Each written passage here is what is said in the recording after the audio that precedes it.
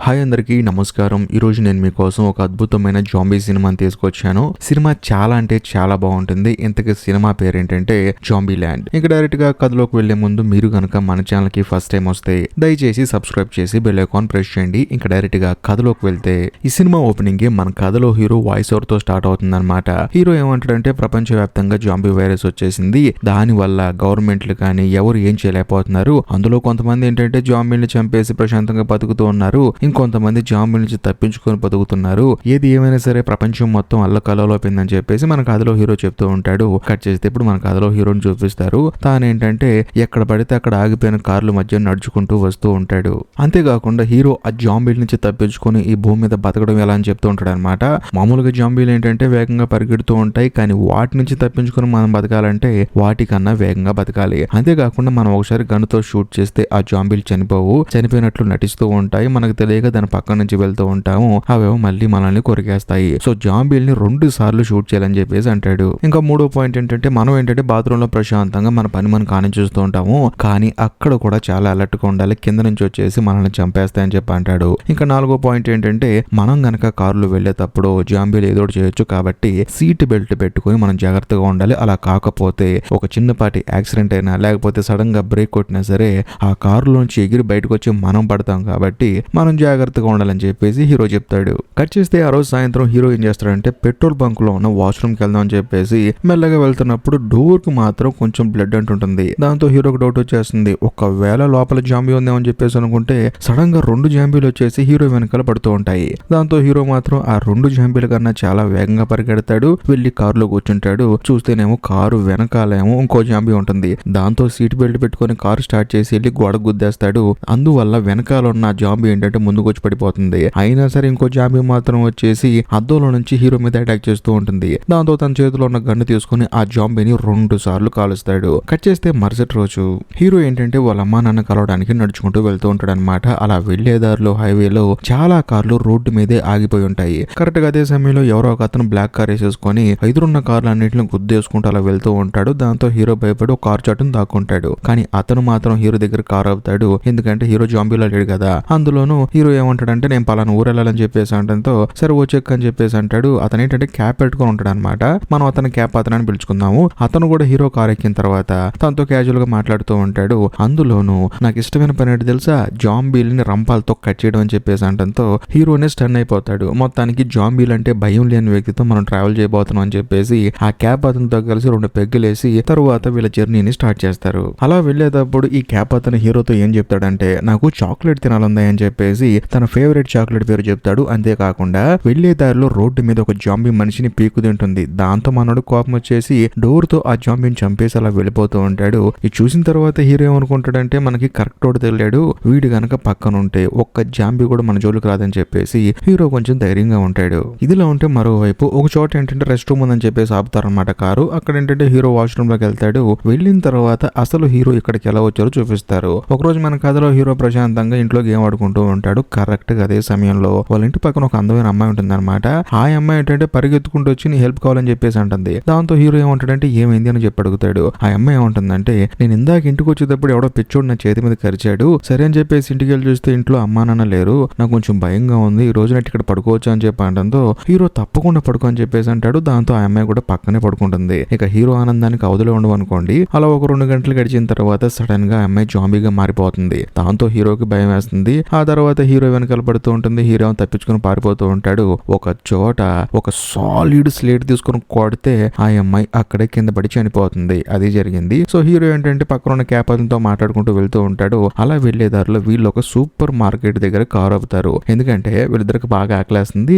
అందులోనూ ఆ క్యాప్ అతనికి ఏంటంటే ఒక చాక్లెట్ కావాలన్నమాట. లోపల ఏం దొరుకుతుందని చెప్పేసి వీళ్ళిద్దరు లోపలికి వెళ్తారు. అంతేకాకుండా ఆ క్యాప్ అతను ఏం చేస్తారంటే గిటార్ తీసుకుని వాయిస్తాడు. అలా వాయించిన వెంటనే సూపర్ మార్కెట్ లో ఒక జాంబీ ఉంటుందన్నమాట. అది వీళ్ళ దగ్గరికి పరిగెత్తుకుంటూ వస్తూ ఉంటుంది. దాంతో మనోడు ఊరుకుంటాడా, అదే గిటార్ తీసుకుని మొహం మీద బలంగా కొడితే ఆ జాంబీ అక్కడే చనిపోతుంది. కరెక్ట్ గా అదే సమయంలో మన కథలో హీరోయిన్ అక్కడికి వస్తుందన్నమాట. తాను ఆ సూపర్ మార్కెట్ లో ఉంటుంది. వీళ్ళ దగ్గరకు వచ్చి నాకు హెల్ప్ చేస్తారని చెప్పేసి అనడంతో వీళ్ళు కూడా సరే పద అని చెప్పేసి అంటారు. వెళ్ళి చూస్తే హీరోయిన్ వాళ్ళ చెల్లెలు అక్కడ ఉంటుంది. కానీ ఆ జాంబీ ఏంటంటే హీరోయిన్ చెల్లెల మీద కరిచేస్తుంది. దాంతో హీరోయిన్ ఏమంటుందంటే నా చెల్లిని ఎలాగైనా కాపాడాలని చెప్పి అనడంతో పక్కనే ఉన్న క్యాప్ అతను ఏమంటాడంటే చూడమ్మా ఒక్కసారి కరిస్తే చస్తే కాపాడటం కుదరదు, కావాలంటే నువ్వే చంపేసుకో, నా వల్ల కాదు నీ చెల్లెని చంపడం అని చెప్పేసి చేతిలో ఉన్న గన్ను హీరోయిన్ కి ఇస్తాడు. అదే సమయంలో హీరోయిన్ వాళ్ళ చెల్లెలు ఏం చేస్తుందంటే సడన్ గా హీరో దగ్గరకు వచ్చి గన్ను లాగేసుకుంటుంది. నిజం చెప్పాలంటే హీరోయిన్ వాళ్ళ చెల్లిని ఏ జాంబీ కరవలేదు, వీళ్ళిద్దరూ ప్లాన్ వేసి వీళ్ళ దగ్గర ఉన్న గన్నులు లాక్కున్నారు.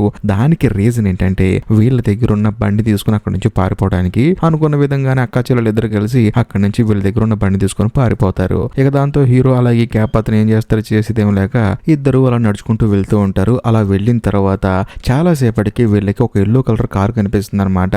కార్ దగ్గరికి వెళ్దాం అంటేనే భయం హీరోకి, ఎందుకంటే కార్ లో జాంబీ ఉంటుందేమో అని చెప్పేసి. అయినా సరే క్యాప్ పెట్టుకున్న అతను మాత్రం ధైర్యంగా వెళ్తాడు. వెళ్ళి డోర్ ఓపెన్ చేసి చూస్తే కార్ నిండా గన్నులు ఉంటాయి. ఇంకేముంది, ఆ కార్ తీసుకొని స్టార్ట్ అవుతారు. అంతేకాకుండా స్టార్ట్ అయ్యే ముందు క్యాప్ అతనికి ఏంటంటే కారు మీద నెంబర్ వేసుకోవడం అలవాటు అనమాట. తన ఫేవరెట్ నెంబర్ 3 అని చెప్పేసేసుకొని ఆ కార్ లో ఇద్దరు జర్నీ చేయడం స్టార్ట్ చేస్తారు. అలా వీళ్ళు సరదాగా మాట్లాడుకుంటూ వెళ్తూ ఉంటారు, జోకులు వేసుకుంటారు, ఇంకా జీవితం ఏందని చెప్పేసి మాట్లాడుకుంటూ ఉంటారు. అలా వెళ్ళేటప్పుడు వీళ్ళకి రోడ్డు మీద వీళ్ళ బ్లాక్ కలర్ కారు కనిపిస్తుంది, అది కూడా ఆగిపోయి అనమాట. దాంతో ఈ క్యాప్ అతను ఏమంటాడంటే ఈ ఆడపిల్లలు ఇద్దరు అయిపోయారు నా చేతులు అని చెప్పేసి గన్ను తీసుకొని కారు దగ్గరికి వెళ్ళి చూస్తే అక్కడ ఎవ్వరూ కనిపించరు. సర్లే వీళ్ళు ఎటు వెళ్ళిపోయి ఉంటారని చెప్పేసి తిరిగి ఎల్లో కలర్ కారు దగ్గరికి వచ్చి చూస్తే హీరోయిన్ వాళ్ళ చెల్లెలు ఏం చేస్తుందంటే వెనక సీట్ లో కూర్చొని వీళ్ళకి గన్ను గురి పెడుతుంది. అంతేకాకుండా పక్కనే గడ్డి మామూలు ఉంటాయి అనమాట.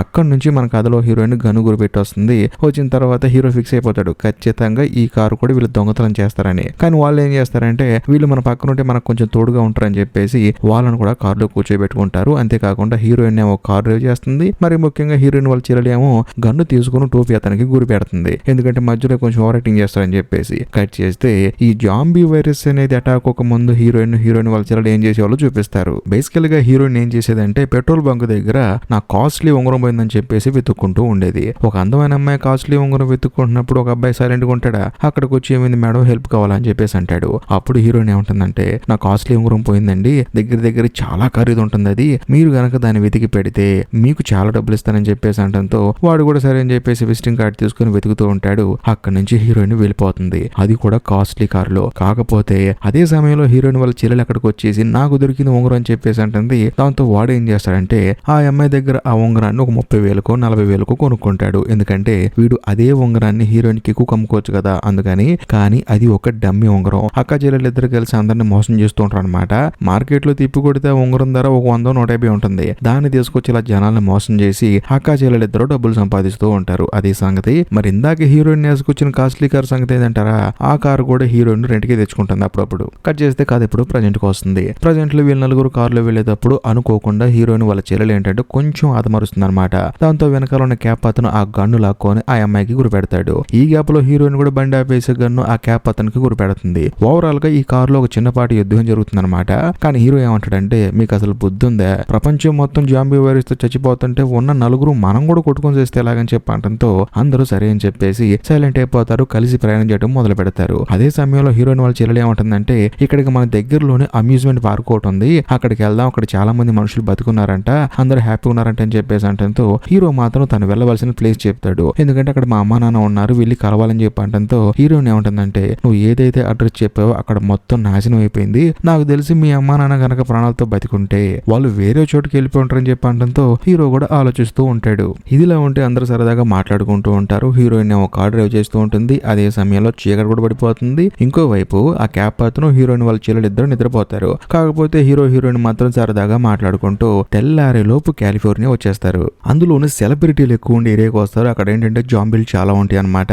ఇంకా ముఖ్యంగా బిల్ అని చెప్పేసి ఒక పెద్ద సెలబ్రిటీ ఉంటాడు, ఆయన మ్యాన్షన్ లోకి ఎంట్రీ ఇస్తారు. కాకపోతే హీరోయిన్ ఏమంటుందంటే ఆ బిల్ అని ఆయనకి నేను పెద్ద ఫ్యాన్ ని, ఆయన జాంబీగా మార్కుని ఉంటే బాగుండని చెప్పేసి అంటూ ఉంటుంది. అదే సమయంలో మన కథలో హీరో ఆ తర్వాత హీరోయిన్ వాళ్ళ చెల్లెలు మొత్తం చుట్టొస్తామని చెప్పేసి లోపల ఒక పెద్ద సినిమా థియేటర్ ఉంటుంది అనమాట.